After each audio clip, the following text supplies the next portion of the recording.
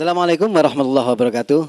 Pemirsa, bertemu lagi dengan acara kita bersama Setitik Pencerahan yang pada kesempatan kali ini dengan begitu bangga kita ditamoni oleh tokoh yang sangat luar biasa.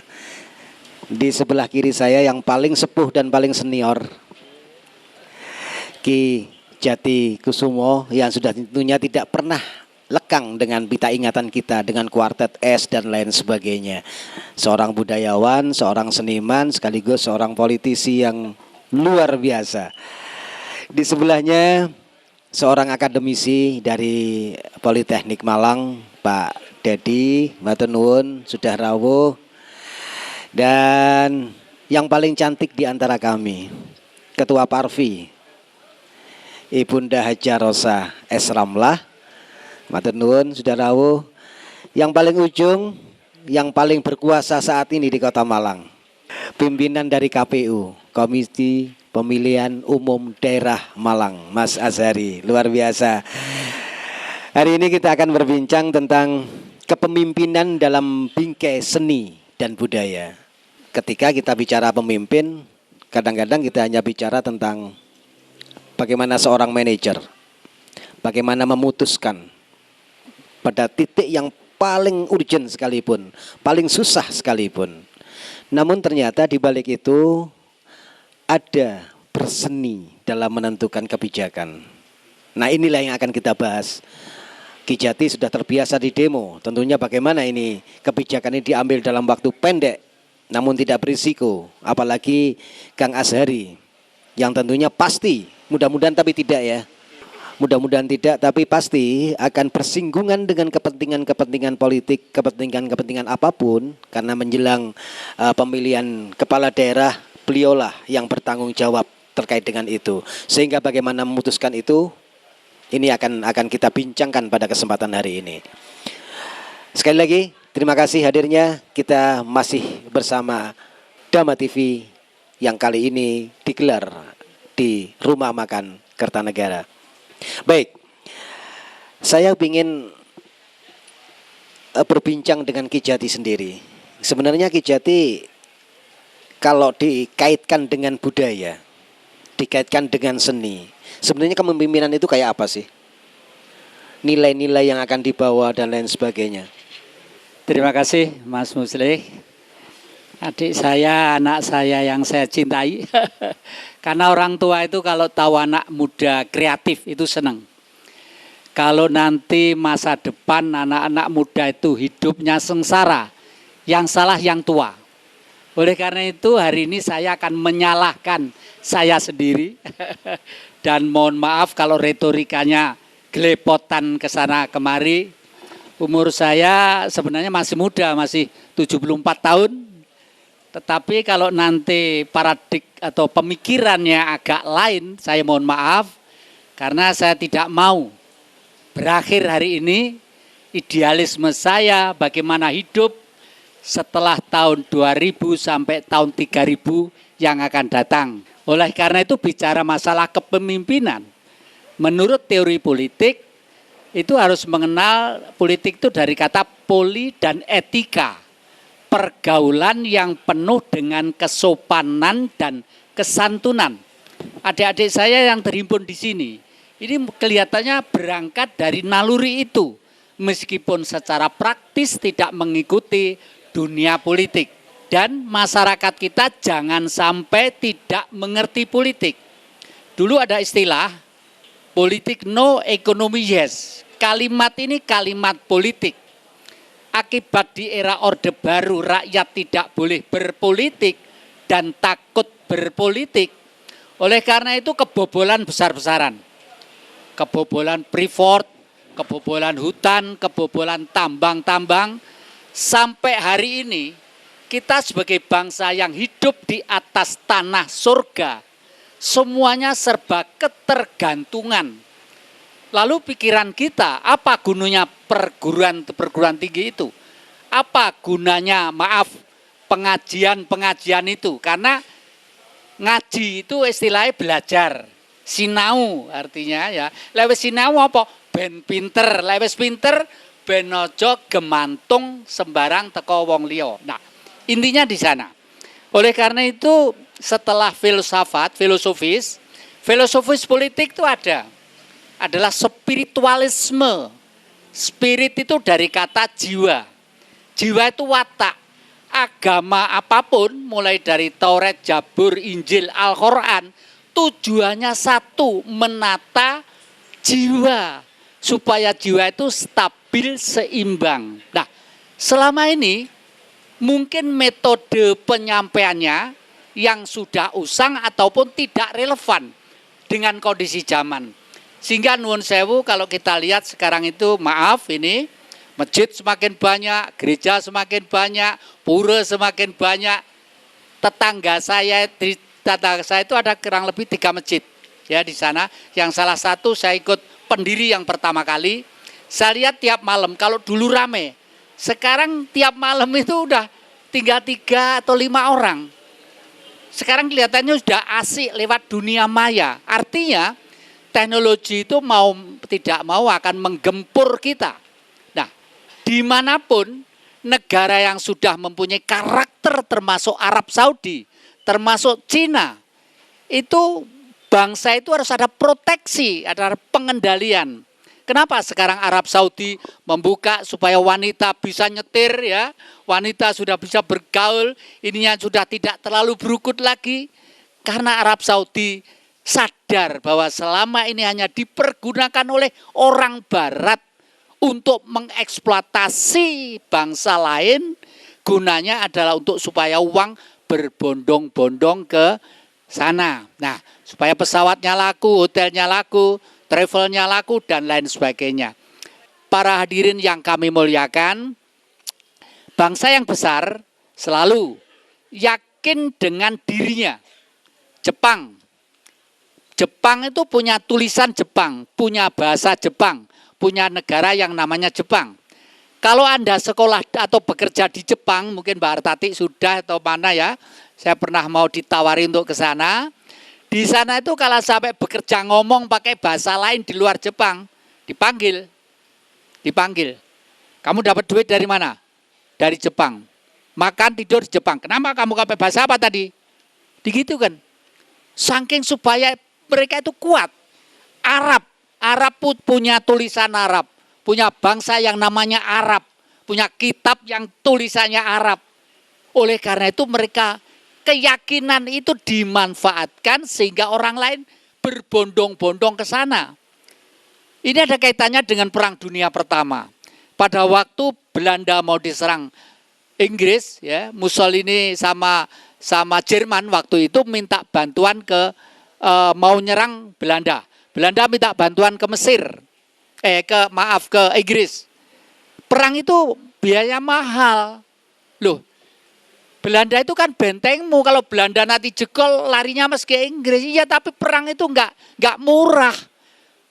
Kerajaan Belanda itu negara paling miskin. Mau bantu dari mana gitu? Kamu ratusan tahun di India, Belanda, di timur jauh sana itu loh. Coba baca Injil, surat Wahyu. Di surga itu di sana di bawahnya mengalir sungai bersih, jernih, gemericik.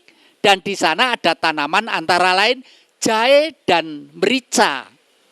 Oleh karena itu perdagangan rempah-rempah lalu ramai. Lalu Al-Quran di antara di surat Ibrahim juga begitu. Di surga itu di bawahnya mengalir sungai bersih, jernih, gemericik.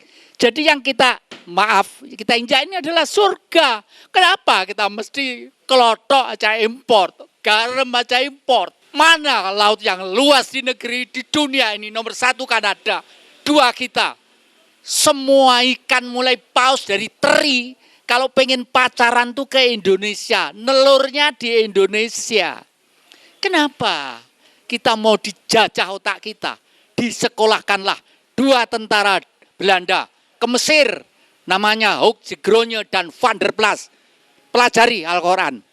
Orang di timur jauh sana, kalau sudah diajak bicara tentang Gusti Kang Akarya Jagat, dibicara tentang kebaikan dan kebenaran, seneng banget. Jangan diperangi, kalah kita. Mojopahit 300 tahun menguasai 2/3 dunia.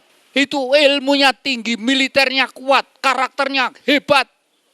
Nah, disekolahkanlah di sana. Makanya nuwun sewu, Al-Quran yang dari Mesir saya punya dari kerajaan Arab Saudi, itu ayatnya 6.272 kurang lebih.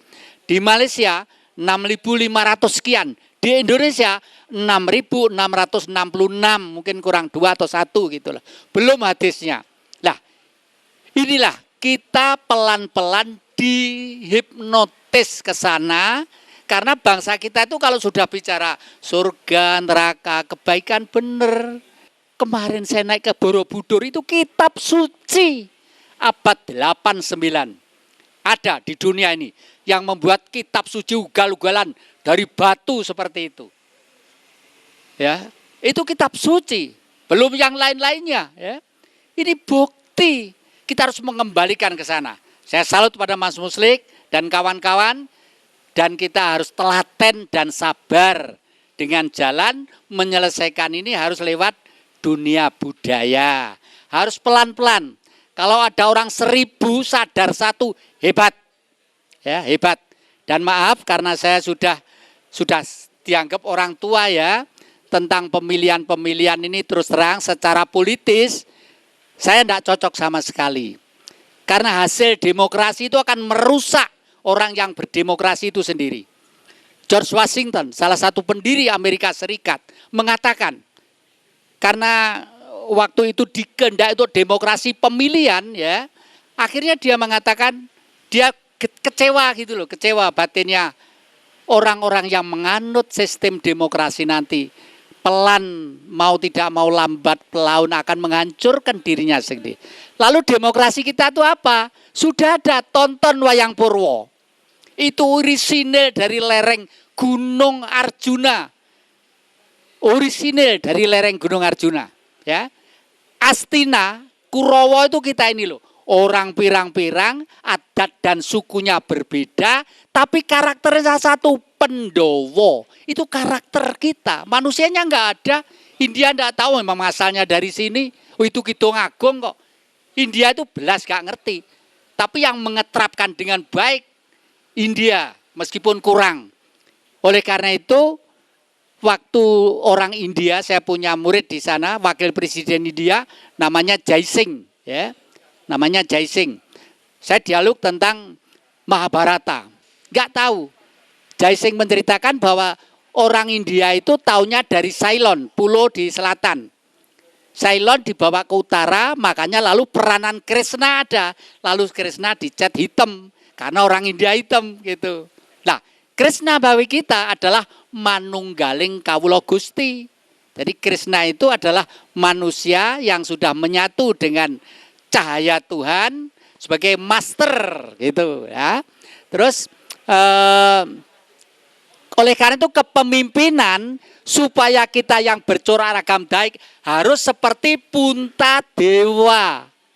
Ini seperti Puntadewa. Kenapa? Kakinya itu tidak ngambah lemah, gantung.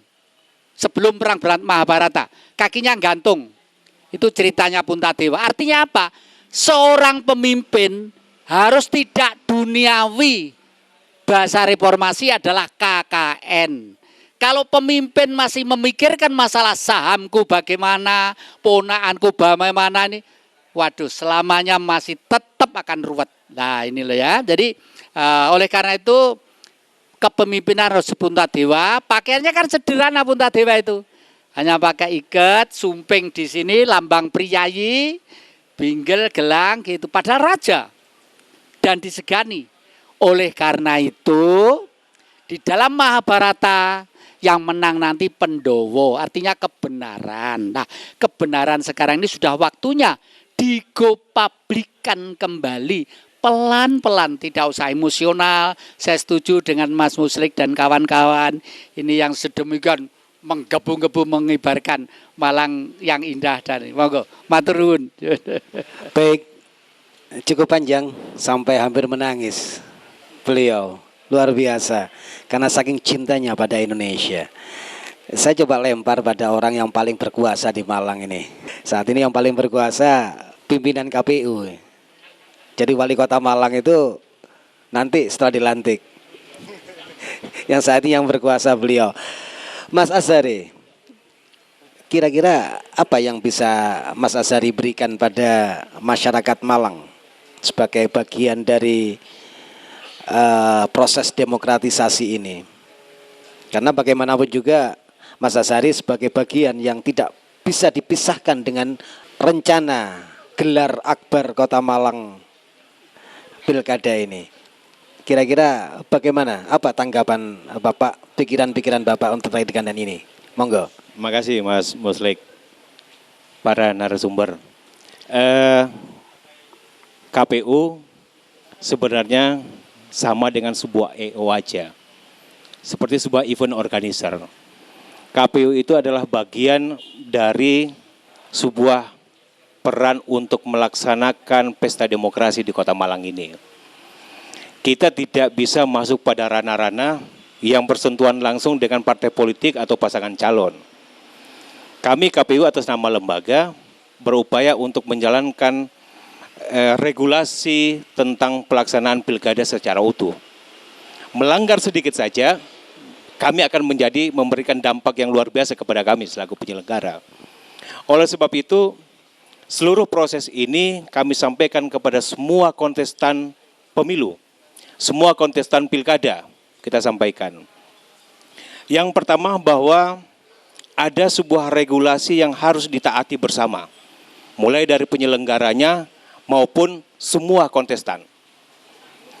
Dalam proses-proses berjalan, memang harus kita pahami bahwa peran kita bersama-sama untuk pesta demokrasi ini adalah milik kita bersama. Bukan milik orang per orang, bukan milik lagi pasangan calon yang kita tetapkan, tapi milik kita semuanya. Sehingga peran KPU di sini memberikan sebuah harapan besar kepada seluruh masyarakat Kota Malang bahwa kita berpikir untuk pelaksanaan suksesi pilkada di Kota Malang ini adalah sukses kita bersama yang kita dorong bersama. Pasangan calon hanya bagian dari sebuah konstelasi politik yang sekarang ini sedang berkecamuk. Tapi lepas daripada itu, KPU harus keluar dari konstelasi politik yang ada. Dia harus netral. Harus memposisikan dirinya menjadi netral. Tidak boleh berpihak kepada siapapun yang menjadi kontestan. Dia berpihak kepada masyarakat. Membawa aspirasi masyarakat harus terpenuhi 100%. Harus terpenuhi 100%. Peran KPU di sini memberikan sebuah wawasan seluas-luasnya. Yang pertama, memberikan pembelajaran kepada masyarakat pentingnya pemilu. Memberikan pemahaman kepada masyarakat pentingnya politik pemilu, bukan politik praktis. Politik pemilu. Memberikan pemahaman kepada masyarakat bahwa memilih pemimpin itu wajib. Undang-undang sudah memberikan hak konstitusi kepada semua warga negara. Tapi masih ada yang golput. Memang golput adalah pilihan. Tapi alangkah jauh lebih bijak kalau pilihan itu diabaikan untuk memilih calon pemimpin masa depan. Pemimpin yang dibingkai dalam seni dan budaya adalah pemimpin yang diharapkan oleh kita semua. Pemimpin yang harus memiliki sebuah retorika berpikir untuk bukan hanya masyarakat Kota Malang, tapi dia berpikir untuk bangsa dan negara. Tadi Ki sudah menyampaikan cukup gamblang bahwa ke depan bangsa kita ini akan hancur sendiri dari mereka yang memiliki retorika berpikir sempit. Di saat ini dibawa hanya sebagai sebuah egoistis pribadi, maka saya yakin kita tidak dapatkan pemimpin yang kita inginkan. KPU hanya bagian dari proses ini. Tapi KPU berharap bahwa peran masyarakat menjadi penting di saat memberikan koreksi kepada semua calon-calon pemimpin kita. Ini peran masyarakat. Proses kita sedang berjalan, Mas Muslik. Tanggal 12 besok baru penetapan pasangan calon. Sekarang mereka sudah mulai dalam tanda kutip menjual dirinya. Jangan lupa pilih saya. Walaupun belum ditetapkan oleh KPU. Di sini masyarakat sudah bisa memberikan sebuah apresiasi positif atau negatif kepada mereka. Ini yang menjadi peran kita KPU untuk bisa mendapatkan masukan dari masyarakat seperti ini. Supaya dalam proses penetapan tanggal 12 nanti, kita akan menetapkan seorang orang calon pemimpin yang benar-benar bisa membawa Kota Malang lebih baik lagi. Apalagi harapan para budayawan. Dalam konteks bahwa pemimpin itu bisa memahami kondisi budaya Kota Malang. kearifan lokal itu penting. KPU berupaya untuk netral dalam posisi manapun adalah dengan mempertimbangkan kearifan lokal. Tidak saklek menerapkan regulasi yang ada. Tidak boleh ini, ya tidak boleh ini. Tidak seperti itu. KPU juga harus melihat, oh ada kearifan lokal yang harus kita utamakan. Oh ada hal-hal tertentu yang harus bisa melihat bahwa peran masyarakat menjadi penting untuk diikut sertakan. Kenapa? Mas Muslik, saya ditarget 75% partisipasi masyarakat. Media saat ini yang dikumpulkan pada kesempatan ini adalah bagian dari untuk meningkatkan partisipasi masyarakat. Makanya saya apresiasi luar biasa kepada kawan-kawan yang sudah berinisiatif untuk melakukan kegiatan-kegiatan seperti ini. Itu barangkali Mas Muslik yang ingin saya sampaikan kepada masyarakat. Sebagai pelaku tentunya tahu persis bagaimana perhelatan nanti itu akan memaksa dan menempatkan KPU mesti menentukan pilihan sesuai regulasi atau sedikit memberikan porsi pada kearifan lokal tadi. Kayaknya kira-kira begitu. Sebelum pada Ketua Parvi, saya ingin meminta pandangan-pandangan dari seorang akademisi. Pak Dedi, monggo. Karena akademisi biasanya kan bicara teori-teori nih, bicara buku, bicara referensi gitu ya. Lalu budaya itu kan nggak ada bukunya itu. Bagaimana ini? Yeah. Terima kasih. Assalamualaikum warahmatullahi wabarakatuh. Damai di hati, damai di bumi. Sebenarnya dari dulu Indonesia itu tidak pernah memisahkan pendidikan dan kebudayaan. Itu menyatu. Meskipun akhir-akhir ini ada budaya yang mulai ditarik ke pariwisata. Tetapi itu sangat berbeda. Kalau topik kita hari ini, kita harus berbicara berkaitan dengan kepemimpinan yang berlatar belakang seni dan budaya, maka seorang pemimpin itu memang budayawan. Seorang pemimpin harus seniman. Karena seorang pemimpin adalah pengambil keputusan, yang keputusan itu harus dimulai dari hati. Damai di hati dulu, baru bisa mengambil keputusan yang baik, akhirnya damailah di bumi. Berangkat dari latar belakang akademik, maka saya akan menggunakan warisan yang ditinggalkan oleh Ki Hajar Dewantoro. Ing ngarso sung tulodo, ing madya mangun karso, tut wuri handayani. Sebenarnya ini tidak hanya berlaku untuk pendidikan, tetapi seorang pemimpin pun bisa berpegang pada tiga hal ini. Kenapa? Pertama, ing ngarso sung tulodo, maka seorang pemimpin itu harus mampu memberikan contoh dulu. Baik itu pendidikan di sisi pendidikan keluarga, pendidikan formal, maupun di pendidikan masyarakat, itu semuanya butuh tokoh, butuh panutan. Maka seorang pemimpin harus mampu menjadi ing ngarso sung tulodo tadi. Maka yang pertama dipegang adalah harus ing ngarso sung tulodo. Yang kedua, ing madya mangun karso.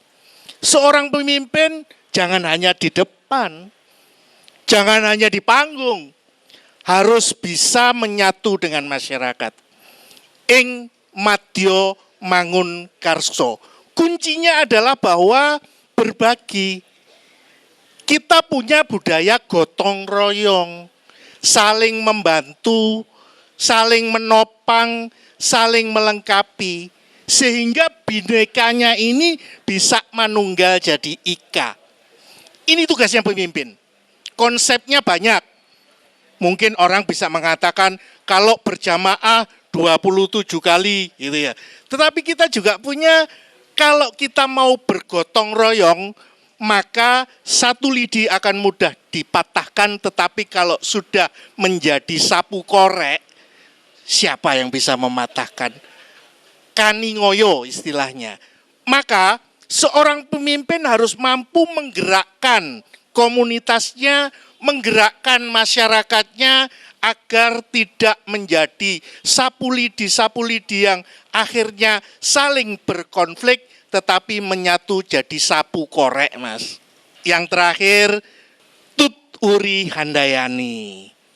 Di pendidikan kita yang dipakai memang yang terakhir ini, Mas. Kalau Tut Uri Handayani itu berarti seorang pemimpin setelah dia mampu menjadi contoh, mampu menggerakkan masyarakat, maka jurus terakhirnya adalah doa. Bagaimana bisa mengawal masyarakatnya yang sudah gotong royong, sudah menyatu sesuai dengan contoh, tinggal didoakan. Nah, konsep doa Tut Uri Handayani itu sebetulnya adalah konsep bersyukur. Di mana kalau kita mampu bersyukur dengan apa yang kita punya, yakinlah bahwa pasti akan ditambah. Sehingga berdoa yang paling baik itu ya main ribon, Mas. Saya mendoakan jenengan, maka itu nanti pasti ngeribon ke saya. Dan itu jauh lebih baik daripada saya mendoakan diri saya sendiri. Barangkali seperti itu, sementara damai di hati, damai di bumi. Rahayu. Terima kasih. Ternyata Pak Dedi bukan hanya seorang akademisi ya, budayawan juga kayaknya. Pemirsa, ada seorang cantik yang kebetulan ketua Parvi nih. Saya ingin mengeksplor lebih jauh lagi. Sebenarnya apa peran Parvi untuk mencetak? Kira-kira begitu Ki ya. Jadi apapun, proses apapun yang dilakukan baik di pondok pesantren, di sekolah, kuliah sampai di tempatnya Pak Dedi, sampai kuliah di luar negeri dan lain sebagainya, kan bagian dari bagaimana memproses atau mencetak bagaimana seorang pemimpin, begitu ya, pada knowledge-nya. Nah, di sisi ini saya yakin sebagai ketua Parvi punya pikiran-pikiran bagaimana ikut berpartisipasi membangun karakter dan mental masyarakat untuk menjadi pemimpin lewat budaya, lewat seni, lewat film. Apa yang akan dipersembahkan oleh Parvi di waktu-waktu yang akan datang untuk kota ini. Mbak Rosa. Assalamualaikum warahmatullahi wabarakatuh. Salam. Terima kasih Mas Musli, juga para pemateri yang pada siang hari ini menyempatkan waktu untuk berdialog. Saya Ketua Parvi Kota Malang, saya berpikir ini dari sisi saya seorang Ketua Parvi, bagaimana pemimpin itu bisa menjadi pemimpin yang sejati. Tetap saya secara pribadi akan berpikir bahwa pemimpin adalah yang bisa memberi contoh yang baik. Bagaimana contoh itu adalah apabila segala sesuatu yang dilakukan membuat orang itu sekitar merasa nyaman, diayomi. Tentunya semua berpijak pada satu aturan. Saya mungkin akan memberikan lima syarat, 5 poin ya. Bagaimana pemimpin itu bisa dipilih oleh masyarakat Kota Malang. Yang pertama adalah keimanan. Jadi apabila pemimpin itu pakem dengan keimanannya, yakin, harus berprinsip bagaimana menjadi pemimpin sejati di bidang keimanan, dia benar-benar harus patuh dan taat. Dari sisi mana, agama manapun adalah yang pertama, pemimpin dilihat oleh Allah. Itu yang pertama. Yang kedua adalah, yang dilakukan adalah setelah dia mengimani satu kepercayaan, melakukan contoh yang baik. Misal, sekarang pemimpin itu dari Islam. Bagaimana dia mencontoh masyarakat di Kota Malang ini, iki loh pemimpin sing apik. Ya apa lek diadakno setiap duhur, salat duhur, monggo yang beragama berjamaah, Islam, gitu. duhur berjamaah. Sepertinya itu sudah dilakukan. Di awal waktu. Nah, di awal waktu. Yang ketiga adalah itu pemimpin yang baik ya. Nanti mungkin kalau untuk yang beragama lain pada saat yang pas bagaimana harus ke gereja. Seperti itu. Terus yang ketiga adalah ini masuk ke sosial. Bagaimana pemimpin itu bisa mensosialisasikan loyalitas terhadap jabatan yang tidak emban, artinya tidak memilih dari mana dia berasal, akan direngkuh, diperhatikan agar mendapatkan sesuatu kebahagiaan. Oh, ini pemimpin saya yang sejati, seperti itu ya. Ya. Terus yang keempat sesuatu yang ini mungkin satu prinsip ya. Satu prinsip yang keempat adalah bagaimana contoh seorang pemimpin bisa menjembatani calon-calon yang mendukung dari satu sisi, tapi tidak dari, mohon maaf, tidak dari satu sisi, tadi dari beberapa aspek. Seperti itu. Dan yang terakhir adalah semua yang dilakukan adalah satu perbuatan yang nyata. Itu mungkin yang menjadi pemikiran saya. Ada satu hal yang belum sempat dibincangkan. Parvi ini ke depan saya dengar ini ya, mau bikin film yang bisa membangun karakter seorang pemimpin khas Malang gitu. Kira-kira apa yang akan dilakukan oleh Parvi? Ya, untuk saat ini seperti yang pernah kita dialogkan bersama kemarin, kita akan bikin satu film bagaimana kita mengangkat budaya Kota Malang untuk menjadi satu acuan, satu contoh bagaimana pemimpin itu bisa dipilih oleh masyarakat yang seperti kemarin ya. Jadi kita bikin film kolosal, misal Ken Dedes. Nah, selama ini mungkin belum ya. Jadi Malang ini belum pernah ada seorang wanita, tokoh wanita yang memimpin, mungkin itu yang menjadi utama dari film yang akan kita garap. Tapi ini gak kampanye loh ya. Nggak. Itu kan saya mencontohkan satu contoh wanita, bukan satu nama loh ya. Seorang wanita yang insya Allah bisa memimpin Kota Malang. Oke. Baik, pemirsa, sebelum kita mengeksplor lebih jauh tentang film Ken Dedes yang juga saya tahu Ki Jatikusumo pernah memproduk gitu. Nanti kita akan gali lebih jauh lagi.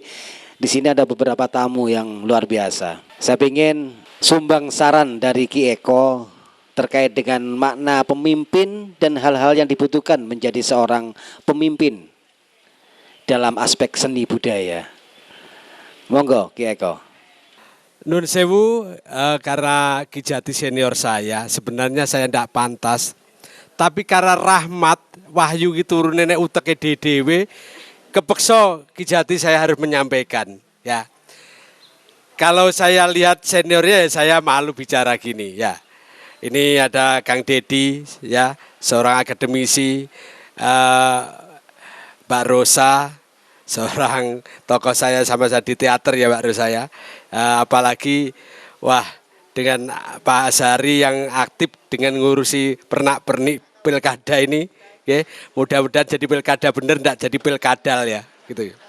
Nun sewu Kang Jati ya, saya menyampaikan pemimpin itu sebenarnya seni. Tadi Kang Dedi singgung ya, seni budaya itu nggih leres niku. Tapi ngeten lho nggih. Sejatinya siapa sih yang harus jadi pemimpin? Jangan merasa saya jadi pemimpin ben orang. Iki sing salah kaprah wong Jawa. Nggih. Jawa mbiyen kira bener, Jawa saiki mbuh ya udaro ya. Khairunas anfalinas ngendikane para yai ya karena saya penasihat Les Bumi NU nggih. Ini tak cangking Les Bumi NU ya. Ya, khairunus anfalinas artinya diri kita itu baik dhisik, apik dhisik. Sehingga bermanfaat pada orang lain. Ojo nuntut wong liya tak pimpin, iki sing kliru. Mestine sing liyane iki dadi efek samping dari kebaikan kita, kepemimpinan kita. Sakjane iki mek ngono, ora sing aneh-aneh. Angger awake dhewe iki apik, mesti kiwa tengen malah apik. Lek awake dhewe ngrasani seslametan, sing kiwa tengen ya iso ngrasani berkat. Kira lek jenengan ilmuwan, kiwa tengen ya ngrasani hasil ilmu kita. wis iku mesti dadi pemimpin yang mulia. Aja diukur bondo donya brana, mau wis disebutaken kali Kang Jati, enek Puntadewa, ana macem-macem iku Mang. Itu karakter sebenarnya, manusane gak ono. Gitu loh. Manusianya mungkin ada dan tidak ada. Ya, keterbatasan literatur. Itu. Artinya diri kita ini jadikan pemimpin, aja ngongkon, hei jakat awake dhewe blas ora jakat. Nggih. Hei apik awake dhewe malah blegedes. Kuwi sing ora iso punya efek samping karena apa? Kang Jati tadi sudah ngendika, ya. Kang Mas Dedi juga sudah ngendika. Kabeh mang sakjane efek daripada kita. Awake dhewe ndongakne wong titik, balike ning awake dhewe gedhe. Awake dhewe menyakiti orang lain titik, bandule nek awake dhewe ngebleki kaya gunung. Berarti siapa pemimpin itu? Setiap al-insan itu adalah imam. Gitu, setiap orang budayawan tadi, ya klasifikasi budayawan seniman lek iki carane wong saiki to. Sakjane nurani kita sejak lahir ya wis dadi seniman, ya budayawan, ya pemimpin. Mbok bilih mekaten kemawon atur kawula. Kang Jati ngapunten nggih, niki mah karo denger-denger Wahyu Winasih nek nggone Kertanegara, mbok bilih ingkang rawuh yang Kertanegara niku wae. Nggih, Jaya-jaya Wijayanti sami jaya ing pakarti utama, nembah nuwun rahayu ingkang pinanggih. Wassalamualaikum warahmatullahi wabarakatuh. Sebelum nanti diulas lebih jauh sama Ki Jati, saya ingin mendengar pikiran-pikiran dari seorang yang tidak terlalu tua namun tidak muda lagi. Saya ingin Mas Ali Akbar, tokoh muda dari HMI, bisa memberikan gambaran pikiran kira-kira dari aspek seni dan budaya mencetak pemimpin kayak apa. Kita tahu dah, teman-teman HMI banyak mencetak pemimpin-pemimpin sampai tingkat nasional bahkan tingkat dunia. Mas Ali Akbar. Assalamualaikum warahmatullahi wabarakatuh. Terima kasih Mas Musli yang sudah memberi kesempatan buat saya. Ki Jati, Mas Dedi, Bang Azhari sama Mbak Rosa. Sebetulnya dari tadi menyimak apa yang disampaikan oleh para narasumber, tentu terbuka wawasan kita. Bahwa sungguhnya untuk menjadi pemimpin itu tentu harus dimulai dari pribadi kita masing-masing. Bahwa ada berjuta pengalaman yang sudah datang menghampiri kita, melintasi cakrawala berpikir kita. Bagaimana kemudian kita menjadi seorang pemimpin dan kemudian kita mendorong pemimpin yang harusnya bagaimana. Tentu ada beberapa hal yang harus kita pahami, seperti saya mendengar apa yang disampaikan oleh Ki Jati tadi, bahwa ada alam yang sudah membentuk kita sebagai manusia untuk menjadi pemimpin. Tentu di dalam konsep kita ya, bahwa manusia itu sebetulnya khalifah yang sudah dipilih oleh Tuhan untuk memimpin alam semesta ini. Khalifah fil ard. Nah, tentu sebagai tugas berat kita sebagai khalifah fil ard itu tentu ada banyak prasyarat yang seharusnya sudah kita miliki dan sudah kita penuhi sebagai khalifah fil ard. Tentu ada prasyarat-prasyarat itu apa saja? Seperti seorang pemimpin ya, kalau kita naik sebuah perahu kalau kita tidak memiliki seni membawa perahu itu, kemudian kita tidak memiliki kompetensi dalam membawa perahu itu, kemudian kita tidak memiliki pengalaman membawa perahu itu, hancur berantakan kita itu. Sudah pasti, tentu. Karena ini bagian dari sebuah proses kita, sebagai sebuah ruang masa kita untuk mendorong, agar bagaimana pemimpin itu sejatinya mampu menjadi melayani, memberi servis yang maksimal buat masyarakat. Tapi dia harus baik dulu. Aspek budaya, aspek seni, karakteristik, itu masuk menjadi bagian kita untuk berproses. Bagaimana menjadi pemimpin itu sungguhnya adalah menjadi seseorang yang kemudian bisa memberi manfaat. Khairun nas anfa'uhum linnas. Anfa'uhum linnas, seperti yang disampaikan oleh Mas tadi dari Les Bumi. Itu adalah betul itu menurut saya. Artinya kita harus memberi manfaat, keberadaan kita itu harus memberi manfaat kepada orang banyak. Baik. Tentu kebaikan-kebaikan itu, kemudian aspek-aspek kesemestaan yang harus masuk di dalam diri kita, itu menyusun kita menjadi pemimpin masa depan. Saya pikir ke sana. Iya, terima kasih. Tentu untuk Kota Malang sendiri, insya Allah kita berharap mereka-mereka yang menjadi pemimpin ke depan nanti harus betul-betul juga mendorong aspek-aspek budaya, seni. Jangan kita dijadikan kelompok-kelompok teknokrat-teknolog saja. Tetapi kelompok-kelompok yang mencintai seni, kelompok-kelompok yang mendalami seni, mendalami budaya, itu harus juga diberi ruang. Iya. Sehingga masyarakat kita ini benar-benar menjadi masyarakat yang tercerahkan. Oke. Kelompok teknokrat, teknolog itu kadang-kadang justru menjebak kita kepada pikiran-pikiran yang pragmatis. Iya. Tetapi seni budaya mendorong kita untuk menjadi orang-orang yang memikirkan bagaimana keadaan ini menjadi selaras, serasi, seimbang, dan seterusnya. Iya. Menurut saya begitu. Iya, Terima kasih. iya. Assalamualaikum warahmatullahi Tidak hanya hitam putih begitu. Yang terakhir, saya ingin dapat masukan sanggahan bila perlu dari seorang advokat yang handal, yang kita semua warga Malang Raya kenal, Mas Jos da Silva. Bagaimana sih pandangan Mas Jos sebagai seorang lawyer, seorang pemimpin yang ya memang dibingkai Ya. Oke. dari aspek seni dan budaya. Mas Jos. Terima kasih Pak Imam, Pak narasumber yang di depan, dan para hadirin yang saya cintai. Salam sejahtera untuk kita semua. Jadi kita berbicara tentang pemimpin dan kepemimpinan. Pemimpin itu artinya orang-orang yang dipercaya untuk memimpin. Kepemimpinan itu adalah bagaimana kejiwaannya dia, ya, dia memimpin orang. Makanya kalau kita tarik di atas pemimpin itu harus berada di atas seni budaya yang indah. Itu patokan. Seorang pemimpin harus memiliki di atas seni budaya yang indah. Nah, kalau secara nasional kita tahu bahwa ada 1.300 suku, ya, dari 500 bahasa daerah. Tapi kalau di Malang, khusus kota Malang ini, itu ada campuran-campuran bahasa dan suku. Ada bermacam-macam lah, beragam-beragam lah kita dalam suku. Sehingga seorang pemimpin itu harus mempunyai jiwa art and science. Artinya seni dan ilmu yang dia harus mengembangkan bersama-sama sejalan.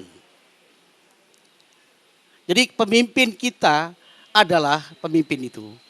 Makanya pemimpin kita itu tergali dari demokrasi pribumi. Demokrasi pribumi itu ada di mana? Demokrasi pribumi itu ada di dalam Pancasila.